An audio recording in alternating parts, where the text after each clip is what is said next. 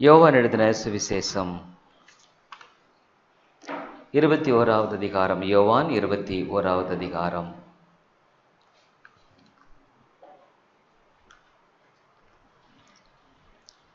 ஒன்று முதல் 17 வசனமுடைய.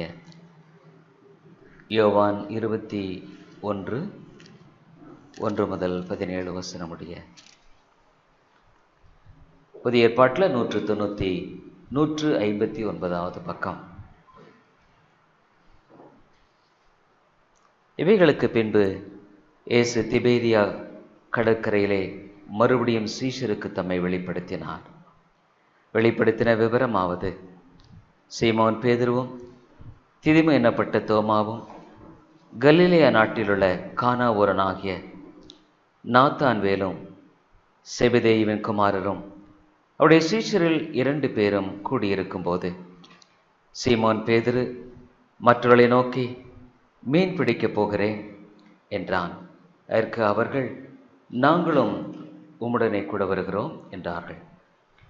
அவர்கள் புறப்பட்டு போய் உடனே படவேறினார்கள். அந்த ராத்திரியிலே அவர்கள் ஒன்றும் பிடிக்கவில்லை. விடியற் காலமான போது இயேசு கரையிலே நின்றார். அவரை இயேசு என்று சீஷர்கள் அறியாதிருந்தார்கள்.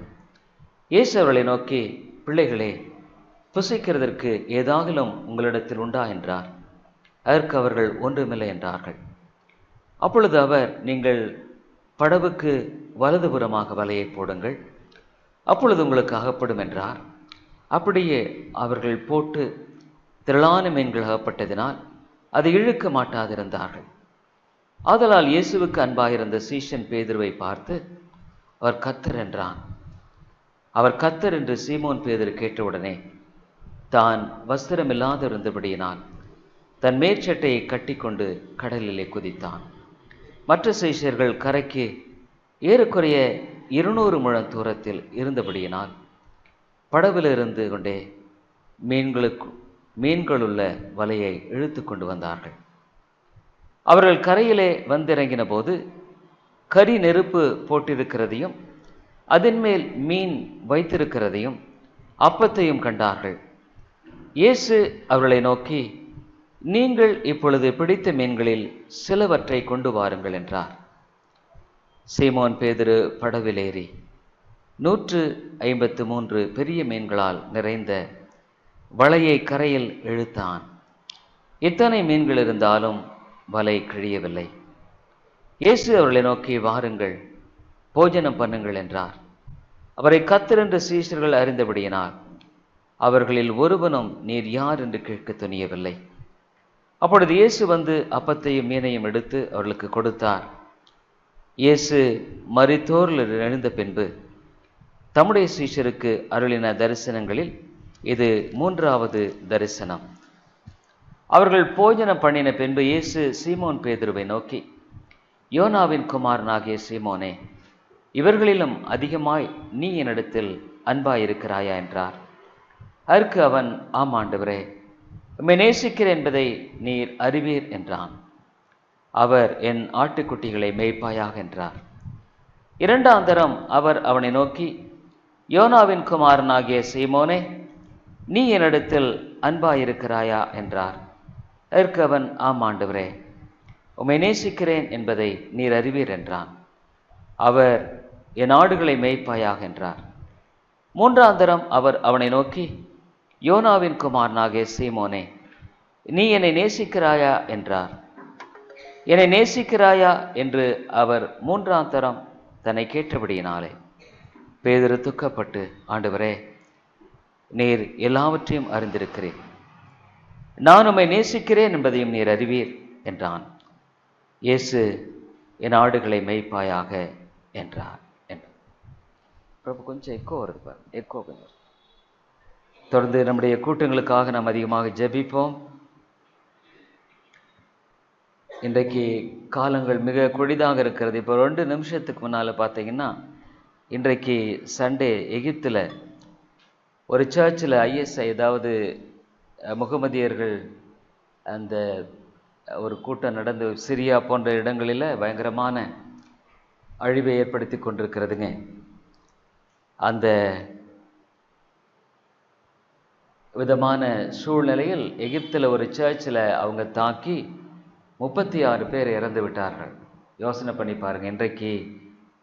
இன்றைய இப்போ 2 நிமிஷத்துக்கு முன்னால் வந்த செய்தி. ஆகவே இன்றைய காலங்களில் அதிகமான பயங்கரமான நாட்கள் கடந்து போக ஒரு சூழ்நிலையை நாம் சந்திக்கிற. யோசனை பண்ணி பாருங்கள். அவங்க சர்ச்சுக்கு வரும்போது அவங்க கொஞ்சம் கூட நினைத்திருக்க மாட்டார்கள். ஆனால் ஒருவேளை பெற்றோர்கள் பிள்ளைகளை விட்டு, பிள்ளைகள் பெற்றோர்களை விட்டு என்னன்றது குறித்து தெரியல. ஆனால் கூட நாம் அதிகமாக ஜெபிக்க வேண்டிய காலமாக இது இருக்கிறது. கொடுமையான காலங்களில் நாம் வாழ்ந்து கொண்டிருக்கிறோம். ஆகவே தேவனை நோக்கி நாம் அதிகமாய் ஜெபிப்போம். ஆண்டவரே, நீர் இந்த காலங்களில் கிருபையாய் எங்கள் மத்தியில் உதவி செய்யும். என்னென்னு கேட்டால், இந்திய தேசத்திலும் கூட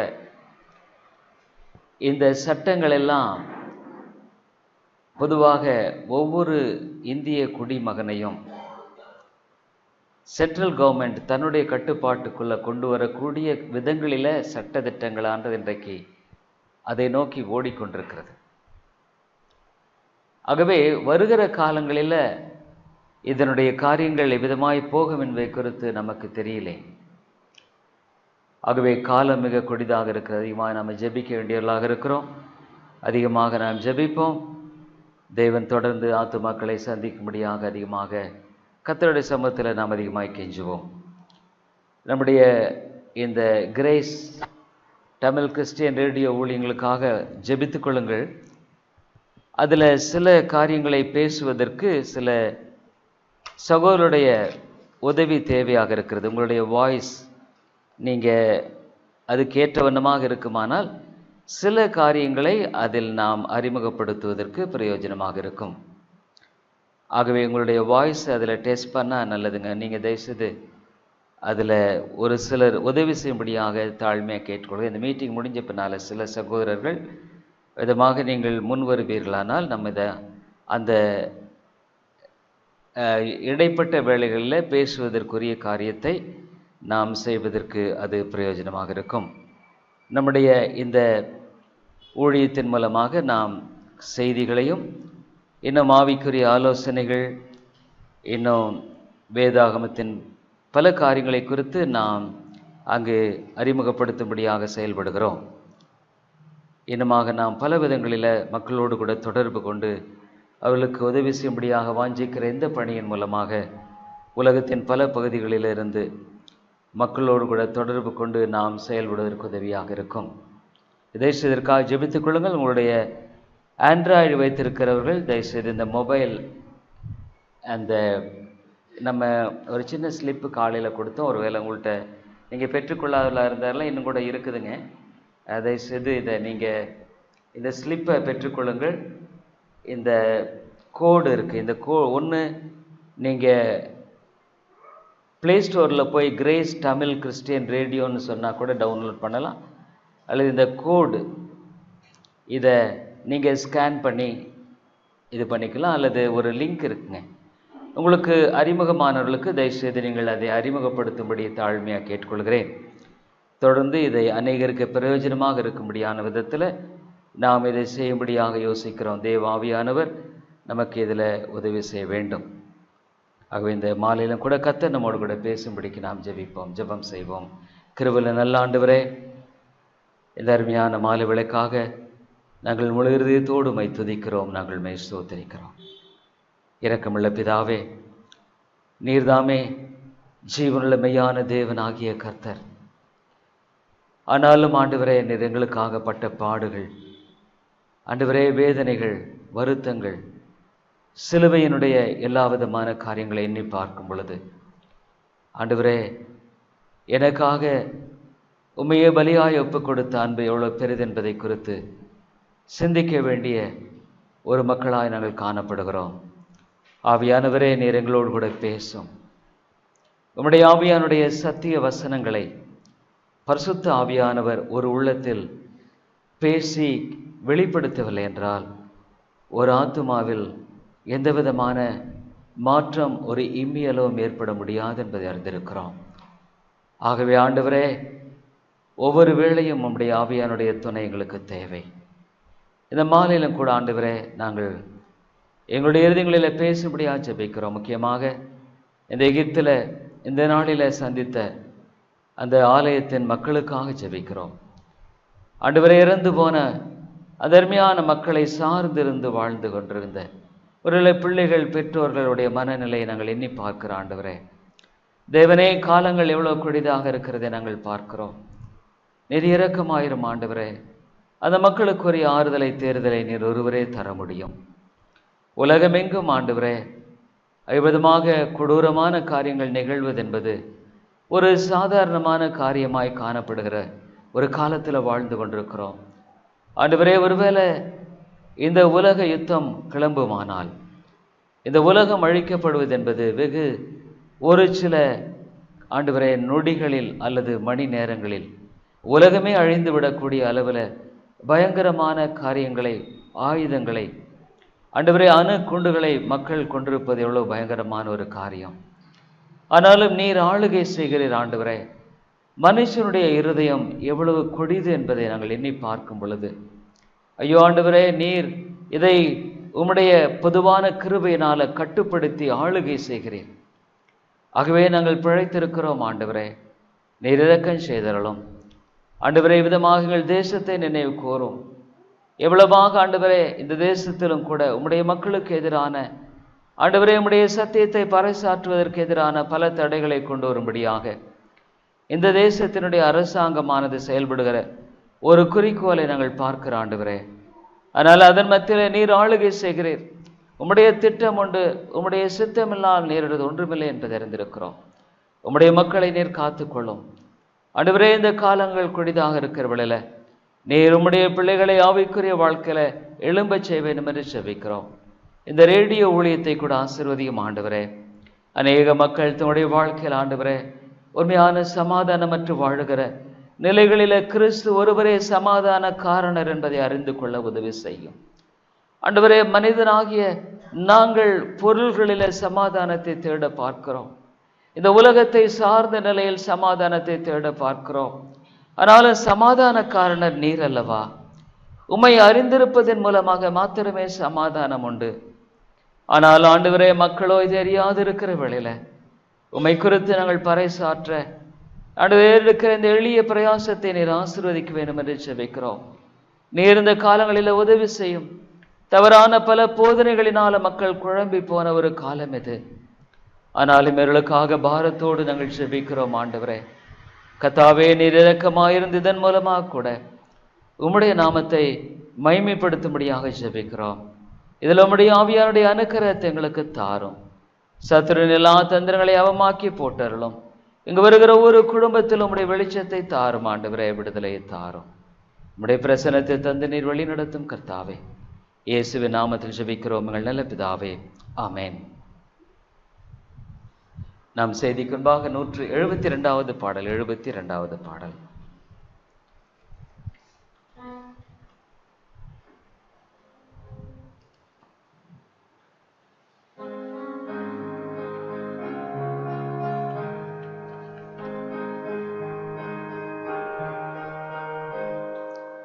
அழகாய் நிற்கும் யார் இவர்கள், திரளாய் நிற்கும் யார் இவர்கள், சேனை தலைவரமேசுவின் போர்த்தளத்தில் அழகாய் நிற்கும் யார் இவர்கள், அழகாய் நிற்கும் யார் இவர்கள்.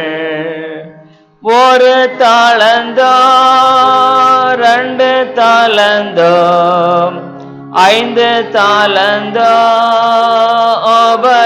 உபயோகித்தோம், சிறிதானதோ பெரிதானதோ பெற்ற பணி செய்து முடித்தோர், அழகாய் நிற்கும் யார் இவர்கள், திரளாய் நிற்கும் யார் இவர்கள், சேனை தலைவரமேசுவின் போர்த்தளத்தில் அழகாய் நிற்கும் யார் இவர்கள், தனிமையிலோ நிலையிலும் லாசரு போன்ற நின்றவர்கள் யாசித்தாலும் போஷித்தாலும் விசுவாசத்தை காத்தவர்கள் அழகாய் நிற்கும் யார் இவர்கள்? திரளாய் நிற்கும் யார் இவர்கள்? சேனை தலைவரமேசுவின் போர்த்தளத்தில் அழகாய் நிற்கும் யார் இவர்கள்? அங்கிகளையோ ஆட்டுக்குட்டியின் இரத்தத்தால் வெளுத்தவர்கள் கண்டித்தாலும் தோண்டித்தாலும் கஷ்ட வழி நடந்தவர்கள் அழகாய் நிற்கும்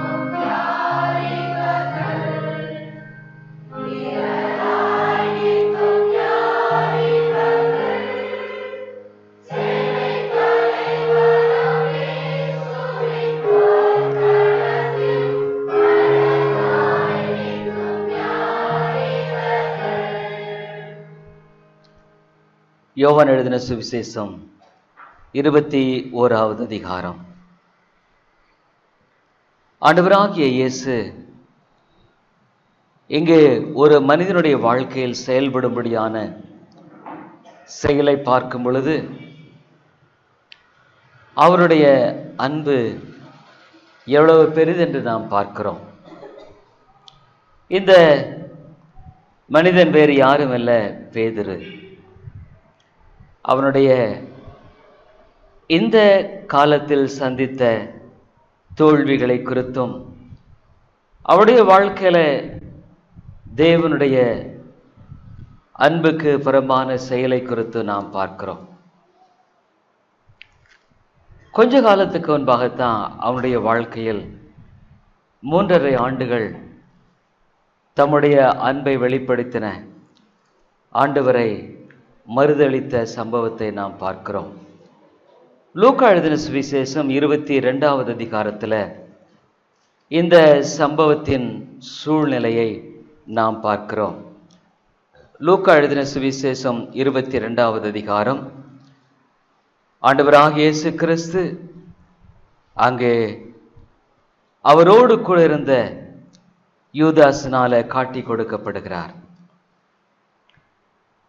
இவ்விதமான சூழ்நிலையில் அவர் அங்கு அன்னா காய்பா செனகரி சங்கத்தினால நியாயமற்ற நிலையில் விசாரிக்கப்படுகிறார். விசாரிக்கப்படுகிறது மாத்திரமல்ல, அங்கு நாம் பார்க்கிறோம் அவர் எவ்வளவாக ஒரு மோசமான நிலையில் அங்கு நடத்தப்படுகிறதை நாம் பார்க்கிறோம். ஆண்டவராகிய இயேசு அங்கு முகத்தில் துப்பப்படுகிறார். இன்னுமாக பல காரியங்களை அங்கு சொல்லப்படுகிறதை நாம் பார்க்கிறோம். இவ்விதமான ஒரு சூழ்நிலையில் இந்த மனிதன் ஆண்டவராகிய இயேசு கிறிஸ்துவை மறுதலிக்கிறான். அங்கே மறுதலிக்கும்படியான சம்பவத்தை நாம் பார்க்கிறோம். லூக்கா எழுதின சுவிசேஷம் 22வது அதிகாரத்தில் 55வது வசனம். அவன் முற்றத்தின் நடுவிலே நெருப்பை மூட்டி அதை சுற்றி உட்கார்ந்த போது பேதுருவும் அவர்கள் நடுவிலே உட்கார்ந்தான். அப்பொழுது ஒரு வேலைக்காரி அவனை நெருப்பண்டையிலே உட்கார்ந்திருக்க கண்டு அவனை உற்று பார்த்து இவனும் அவனோடு இருந்தான் என்றாள். அதற்கு அவன், ஸ்திரியே, அவனை அறியேன் என்று மறுதலித்தான். அவன் சொன்னான், அவன் யாரு தெரியாது எனக்கு. இந்த இடத்துல அவரோடு கூட இருந்த இந்த பேதுரு வெகு சீக்கிரத்தில் அவரை மறுதலித்து விடுகிறான். இன்னும் 58வது வசனத்துல, சற்று நேரத்துக்கு பின்பு வேறொருவன் அவனை கண்டு நீயும் அவர்களில் ஒருவன் என்றான். அதற்கு பேதுரு, மனுஷனே, நான் அல்ல என்றான். அது மாத்திரமல்ல, அவன் இயேசு கிறிஸ்துவை சபிக்கவும் ஆரம்பிச்சிட்டானுங்க, சத்தியம் பண்ணவும் ஆரம்பிச்சிட்டான்.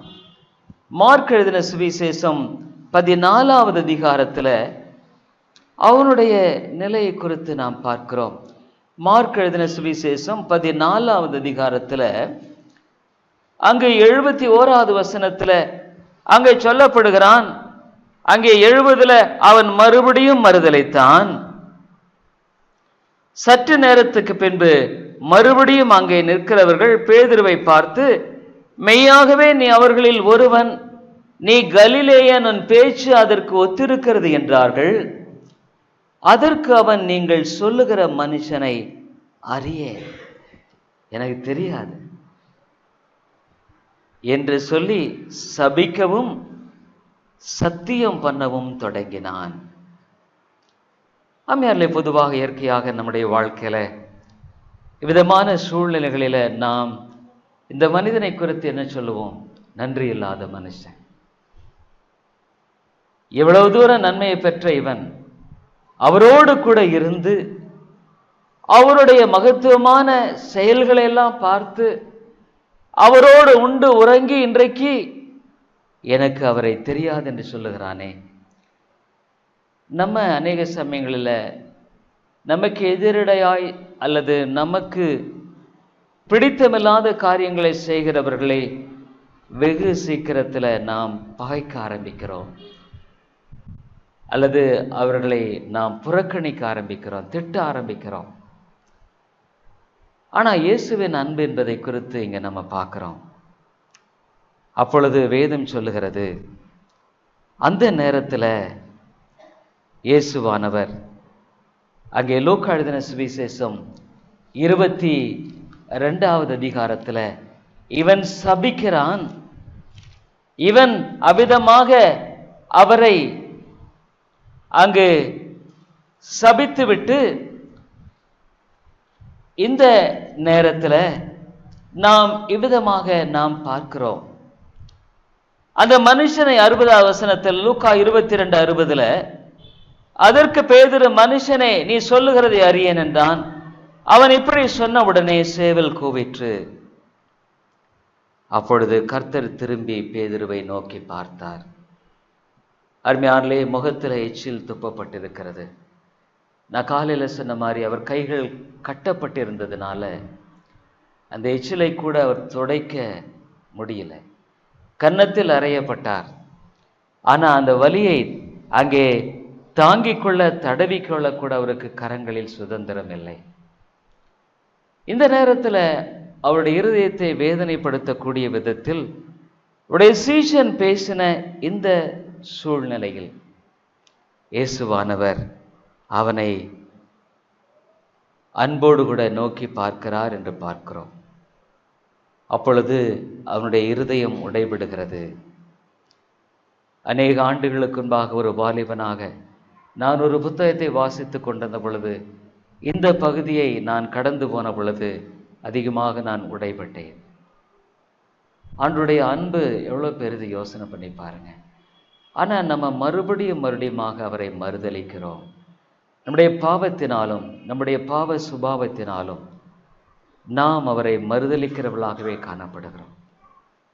உண்மையிலே அவருடைய அன்பை நாம் எண்ணி பார்க்கும் பொழுது அவர் நீடிய பொறுமையுள்ளவராக இருக்கிறதுனால நம்முடைய வாழ்க்கையில் அதை சாதகமாக நாம் பயன்படுத்தி கொள்கிறோம். அதுமாதிரி நம்முடைய வாழ்க்கை குறித்து நாம் யோசிக்கணும். உண்மையிலே ஆண்டவர் அந்த நேரத்தில் அவனை சபித்திருக்கிறார், அல்லது அவர் பார்த்த பார்வையானது அவனை ஒரு நொடி பொழுதுல அவனுடைய உள்ளமானது முற்றிலுமாக அங்கு நம்பிக்கையின்மைக்குள்ள போகும்படியாக ஏற்பட்டிருக்கலாம். ஆனால் அவனுடைய இருதயம் உடைபடுகிறதை பார்க்கிறோம். உன்னை தெரிந்து கொள், நீ பாவம் செய்யும் பொழுது ஆண்டவராக இயேசு உன்னை நோக்கி பார்க்கிறார்.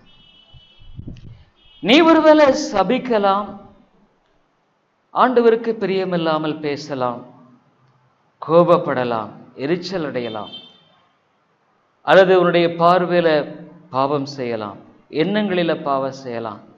ஆனால் உன்னை அறிந்து கொள், இயேசு உன்னை நோக்கி பார்க்கிறார்.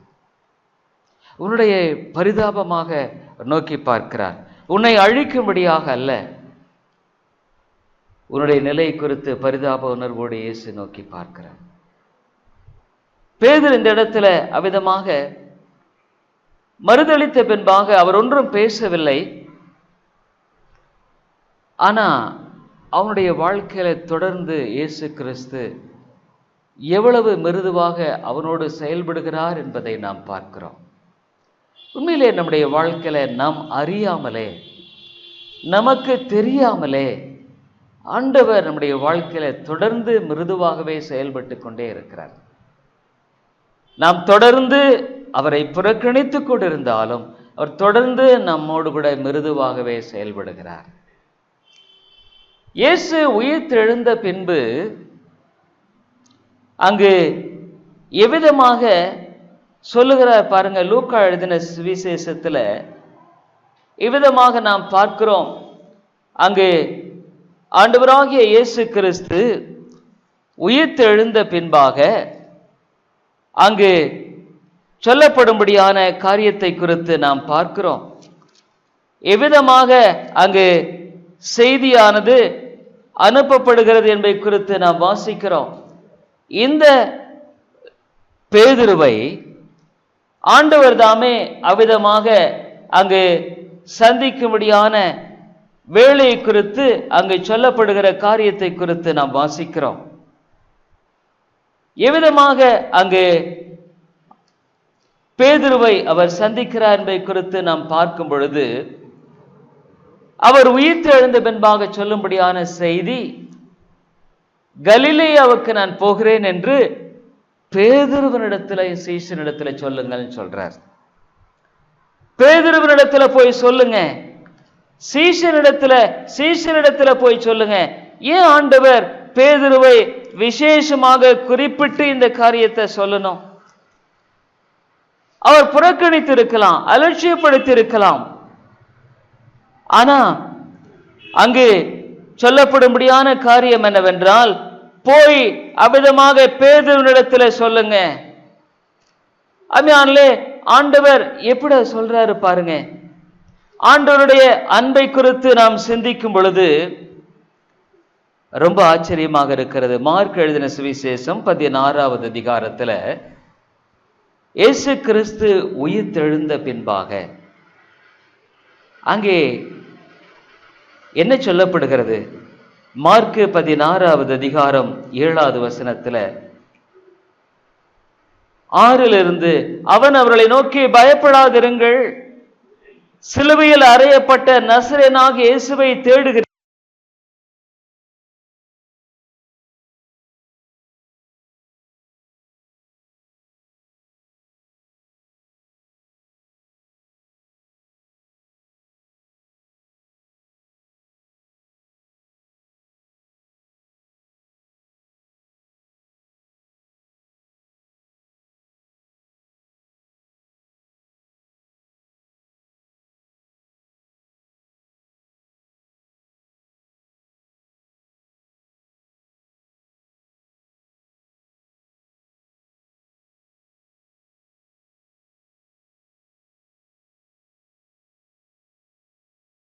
இரக்கம் என கற்று போயிற்று இருந்திருக்கலாம்.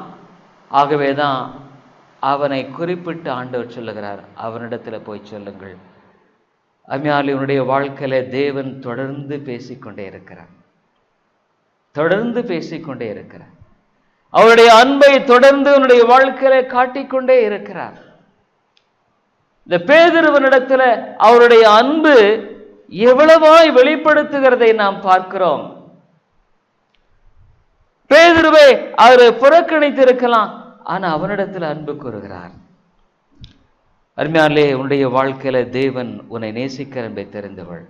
இவன் மறுதலித்தவன் தான், சபித்தவன், சத்தியம் பண்ணினான். எல்லாருக்கு முன்னால அவன் தாமே அங்கு இயேசுவை தெரியாது என்பதை அவன் அங்கு வெளிப்படுத்தினவன் தான்.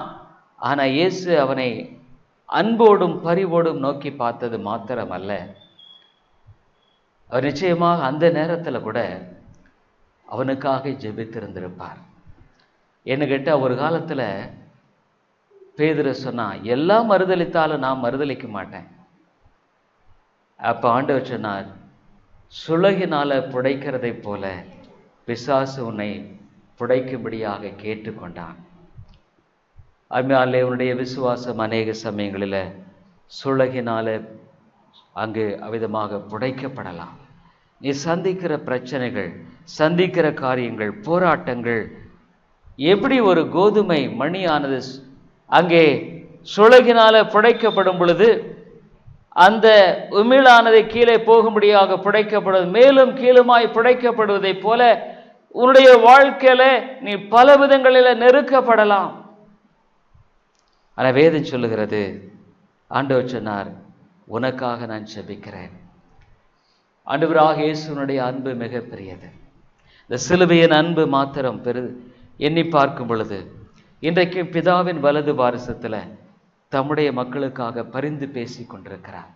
அடிக்கப்பட்ட ஆட்டுக்குட்டியாகவே இருக்கிறார்னு வேதம் சொல்லுது. அப்படின்னா என்னன்னா, அவர்களுக்காக நான் அடிக்கப்பட்டேன், அவர்களுக்காக என் ஜீவனை நான் கொடுத்திருக்கிறேன், அவர்களுக்காக நான் ஜெபிக்கிறேன் என்று இன்றைக்கும் பரலோகத்தில் தன்னுடைய பாடுகளை பிதாவின் முன்பாக காண்பித்து அவர்களுக்காக பரிந்து பேசிக் கொண்டிருக்கிறவராகவே இருக்கிறார்.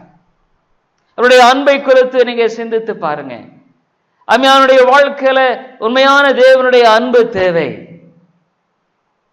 ஆனா நீ அவரை மறுபடியும் வேதனைப்படுத்துற, துக்கப்படுத்துற, மறுபடியும் மடிமாவுடைய வாழ்க்கையில அவரை அலட்சியப்படுத்துகிறாய். ஆனா அவர் எவ்விதமா நேசிக்கிறாரு பாருங்க.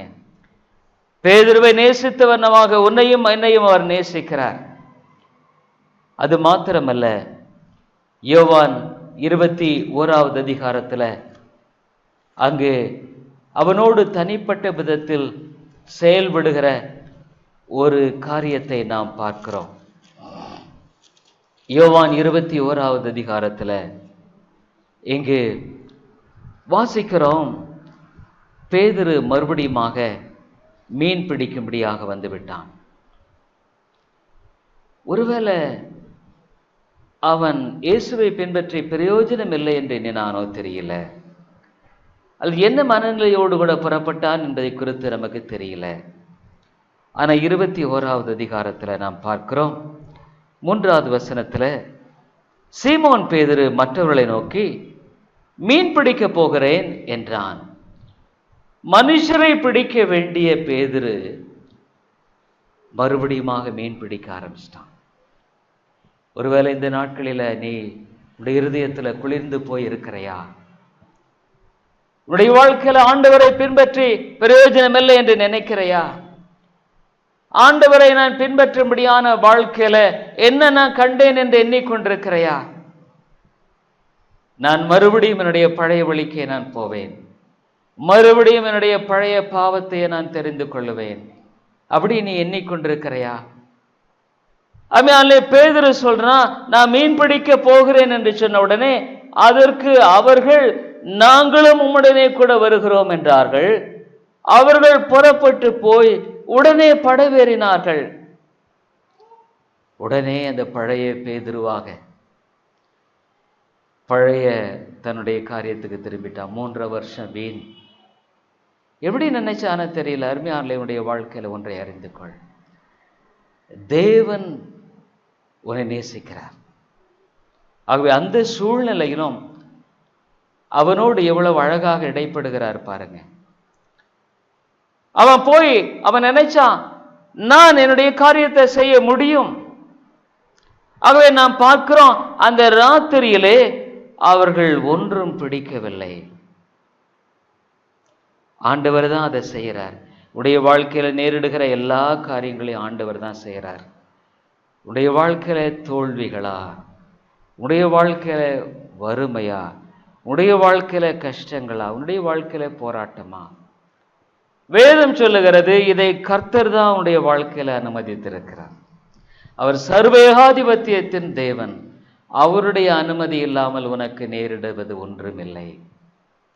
ஆனா உன்னை அழிக்கும்படியாக அவர் அனுமதிக்கல, உன்னை திருத்தும்படியாக அனுமதிக்கிறார். ஆனா நீ என்ன பண்ற? மறுபடியும் மீன் பிடிக்க ஓடுகிறாய். பிரயாசப்படுற. ஆனால் வேதம் சொல்லுகிறது அவர்கள் ஒன்றும் பிடிக்கவில்லை. அவனுடைய வாழ்க்கையில ஆண்டவருக்கு ஒப்புக்கொடாமல் செய்கிற எந்த ஒரு காரியத்திலும் தேவனுடைய உண்மையான ஆசீர்வாதத்தை பார்க்க முடியாது, உண்மையான சமாதானத்தை பார்க்க முடியாது. ஒண்ணுமே பிடிக்கல. அந்த சூழ்நிலையில ஆண்டவர் அங்கு வருகிறதை பார்க்கிறோம். 4வது வசனம், விடியற் காலம் ஆயிற்று, இயேசு கரையிலே நின்றார். அம்மையாருடைய வாழ்க்கையில நீ கடலினால் அலைபட்டு சமாதானமற்று தோல்வியோடு நின்று கொண்டிருக்கிற வேளையில இயேசு கரையிலே நிற்கிறார். உடைய வாழ்க்கையில தொடர்ந்து செயல்படுகிறார். பல ஆண்டுகளாய் செயல்பட்டு கொண்டே இருக்கிறார். உடைய வாழ்க்கையின் ஒவ்வொரு சூழ்நிலையில் செயல்படுகிறார், சம்பவங்களில் செயல்படுகிறார். ஏன்? சர்வ ஏகாதிபத்தியத்தின் தேவன். அவர் அறியாம ஒரு அடைக்கலான் குருவியும் கீழே விழுவதில்லை. உடைய தலையில் உள்ள முடியெல்லாம் எண்ணப்பட்டிருக்கிறது. அநேக சமயங்களில் நினைக்கிற, இது செய்தது தவறா, நான் இப்படி செய்யாம இருந்திருந்தா, அப்படி செய்யாம இருந்தா, பல காரியங்களை நீ முன்னிறுத்தி உன்னுடைய காரியங்களை குறித்து நீ சிந்திக்கிறாய். ஆனா இவைகளை எல்லாவற்றையுமே ஆண்டவர் முன்கூட்டியே உனக்காக திட்டமிட்ட காரியங்கள். இது உன் கரத்தினால் அல்ல, ஆனது அல்ல. நிறைய சமயங்களில் நம்ம தப்பு கணக்கு போட்டுடுறோங்க. நாம் நம்முடைய பாவத்துக்காக மனம் திரும்புவது அவசியம். ஆனா நம்முடைய வாழ்க்கையில நம்முடைய சூழ்நிலைகளை நாம் மாற்றிக்கொள்ள முடியாது. தவறுகள் இருக்குமான மன்னிப்பு கேட்பது அவசியம். ஆனா நீ மாற்றிக்கொள்ள முடியாது. உன்னுடைய சூழ்நிலைகளை ஆண்டவர் அறிந்துதான் அவைகள் எல்லாவற்றையும் செயல்பட்டு கொண்டிருக்கிறார். இந்த அவனுடைய ஏமாற்றத்தின் வேளையில இயேசு கரையில நின்று கொண்டிருக்கிறார். அங்கே நாம் பார்க்கிறோம், அவரை இயேசு என்ற சீஷர்கள் அறியாதிருந்தார்கள். இயேசு அவர்களை நோக்கி, பிள்ளைகளே, புசிக்கிறதற்கு ஏதாவது உங்களிடத்தில் உண்டா என்றார். அதற்கு அவர்கள் ஒன்றுமில்லை என்றார்கள். இயேசுவுக்கு ஒப்புக்கூடாத ஒரு வாழ்க்கை வெறுமையானது. உடைய வாழ்க்கையில என்னை இயேசுவுக்கு ஒப்புக்கொடாத மட்டுமாக உடைய வாழ்க்கை வெறுமையானது. அம்மையானுடைய இருதயத்தினுடைய கசப்பு உனக்கே தெரியும். உடைய வாழ்க்கையின் வெறுமை உனக்கே தெரியுது இல்லைங்களா? உடைய வாழ்க்கையில ஒருவேளை நீ மற்றொரிடத்துல பேசலனாலும் உடைய இருதயத்தினுடைய வெறுமை நீ அறிந்திருக்கிறாய். ஆனா நீ என்ன பண்ற? நீ இன்னும் அதிலிருந்து வெளிவர உனக்கு மனதில்லை. இன்னும் அதிலிருந்து வெளிவரக்கூடிய உன்னுடைய வாழ்க்கையில உனக்கு விருப்பம் இல்லை. நீ இன்னும் என்ன செய்யற? நான் இன்னுமாக என்னுடைய முயற்சியினால் நான் மீன் பிடிப்பேன். ஆனா வெறுமைதான் அங்க சந்திக்கப்படுகிறது. என்னுடைய வாழ்க்கையில வெறுமை ஆண்டவர் அனுமதித்திருக்கிறது. ஏதோ இயற்கை பிரகாரமாகவோ அல்லது சூழ்நிலைகளின் நிமித்தமாகவோ உடைய வாழ்க்கையில சந்திக்கிற வெறுமை என்று எண்ணிக்கொள்ளாத. ஏன்னா இவர் சர்வத்தையும் ஆளுகை செய்கிறவர். நீ செய்யக்கூடிய மிகச்சிறந்த காரியம் என்ன தெரியுமா? ஆண்டவரே, என்னுடைய வாழ்க்கை வெறுமையா இருக்கிறது, வெறுமையா இருக்கிறது. என்னுடைய வாழ்க்கையை நீர் தான் கட்ட முடியும், எனக்கு உதவி செய்யும். அவரோடு நீ ஐக்கியப்படு. நானே சமயங்களில் என்னுடைய இருதயத்தில் அவரோடு நான் பேசுகிறேன். ஆண்டவரே, என்னுடைய இருதய நிலை இப்படி இருக்கு, எனக்கு நீ தான் உதவி செய்யணும், நீர் தான் எனக்கு ஒத்தாசை அனுப்பணும். அவரில் நிலைத்திருங்கள், அப்பொழுது அவர் உங்களை நிலைத்திருப்பார். அவரில் நிலைத்திராமல் உன்னுடைய வாழ்க்கையில கனிகளை பார்க்க முடியாது. அவரில் நிலைத்திராமல் உன்னுடைய வாழ்க்கை வெறுமைதான். வாழ்க்கை என்பது உன்னுடைய காலங்கள் வீணாய் கழிந்து போகிறதாக காணப்படுகிறது. பிரயோஜனமான ஒரு வாழ்க்கை உன்னில் இல்லை. அப்பொழுது ஆண்டவர் சொல்றாரு பாருங்க, அங்கே 6வது வசனத்தில், அப்பொழுது அவர், நீங்கள் படவுக்கு வலதுபுறமாக வலையை போடுங்கள், அப்பொழுது உங்களுக்கு அகப்படும் என்றார். அப்படியே அவர்கள் போட்டு திரளான மீன்கள் அகப்பட்டதினால் அதை இழுக்க மாட்டாதிருந்தார்கள். அதே கடல் தான், அதே இடம்தான், அதே சூழ்நிலை தான், அதே வலை தான், அதே மக்கள் தான். ஆனா இப்ப மட்டும் எப்படி இவ்வளவு மீன்கள் கிடைத்தது? இப்ப மட்டும் எப்படி நடந்தது? அம்மையால் இவர் தேவன், இவர் தேவாதி தேவன் உடைய வாழ்க்கையில அவர் செய்யக்கூடாத அதிசயமான காரியம் ஒன்றுமில்லை. நீ நினைக்கிற உன்னுடைய முயற்சியினாலும் உன்னுடைய காரியங்களினாலும் நான் அதை சாதிப்பேன் இதை சாதிப்பேன், ஆனா ஆண்டவர் ஒரு நொடி பொழுதுல அங்கு திரளான மீன்களை அவர்கள் இழுக்க முடியல. உண்மையிலே நம்முடைய வாழ்க்கையில இந்த பாடத்தை கற்றுக்கொள்வோம். ஆண்டவரே, வெறுமையாய் காணப்படுகிற என்னுடைய வாழ்க்கையை நீ நிறைவாக்கும். குறைகளை நிறைவாக்குறவர் தான். உன் வாயை விரிவாய் திற நிரப்பேன் சொன்ன தேவன் அவர் தான். ஏன் உன்னுடைய வாழ்க்கையில இன்னும் நீ விலகி ஓடுகிறாய்? அவரிடத்துல உன்னுடைய சூழ்நிலை எதுவாக இருந்தாலும் சரி, அவர் கையால் அவருக்கு தெரியும். அதை எப்படி கையாளும் என்பதை குறித்து அவருக்கு மட்டுமே தெரியும். உனக்கும் எனக்கும் தெரியாது. ஒருவேளை பேதுரு அந்த நாட்களில் அதே இடத்துல மீன் பிடித்து கொண்டிருந்தனால அவன் யோசித்திருப்பான், இந்த திசையில இந்த இடத்துல நல்ல மீன்கள் அகப்படும், அந்த திசையில போறேன், இந்த திசையில அப்படி இப்படி என்று ஆண்டவர் சொன்னார், வலது பக்கத்துல போடு, அவ்வளவுதான், முடிஞ்சு போச்சு. அம்மையாலே ஆண்டவருடைய அன்பை பாருங்க. இவனுடைய வாழ்க்கையில அங்கு அவனோடு கூட அன்பாக இடைப்படுகிறார். அம்மையாலே இவனுடைய வாழ்க்கையில் ஆண்டவர் தம்முடைய அன்பினால இடைப்பட்டு கொண்டே இருக்கிறார். ஒவ்வொரு நாளும் இடைப்படுகிறார், ஒவ்வொரு சூழ்நிலையின் மூலமா இடைப்படுகிறார். ஒரு கிறிஸ்தவனுக்கு ஒரு சின்ன சூழ்நிலை கூட ஒரு அர்த்தம் உள்ளது தாங்க. என்னுடைய வாழ்க்கையில இந்த கிருபையின் சத்தியத்தை அறிந்த பின்னால அப்படித்தான் நான் வளர்ந்தேன். சில சமயத்துல ரொம்ப சாதாரணமா இருக்கு. கொல்லிமலையில அந்த ஆலயத்துல உட்கார்ந்து நான் ஜெபித்து கொண்டிருப்பேன். அந்த வெயில் ஒரு பக்கம் என்னை படும் பொழுது நான் சொல்லுவேன், ஆண்டவரே, இந்த நிழல் இப்படி படணுங்கிறது கூட உடைய சித்தம் தான். இன்னொரு பகுதியில் வரும் பொழுது இந்த நிழல் இப்படி படுகிறது உடைய சித்தம் தான். அவருடைய ஆளுகைக்கு புறம்பானது ஒன்றுமே கிடையாது. அவருடைய சர்வ ஏகாதிபத்தியத்துக்கு நீ உன்னை ஒப்பு கொடுக்காமல் உடைய வாழ்க்கையில் ஆசீர்வாதத்தை பார்க்க முடியாது. பேதுரு இந்த இடத்துல அதை பார்த்த உடனே அங்கு என்ன பண்றான்? அவன் உடனடியாக அவன் நிர்வாணியா இருப்பதை அறிந்து கொண்டு அவன் மேற்சட்டையை கட்டி கொண்டு கடலிலே குதிக்கிறான். அவனாலே அந்த நேரத்தில் தான் பேதுருவானவன், ஐயோ ஆண்டவரே, 7வது வசனத்துல, அதனால் இயேசுவுக்கு அன்பா இருந்த சீஷன் பேதுருவை பார்த்து அவர் கர்த்தர் என்றான்.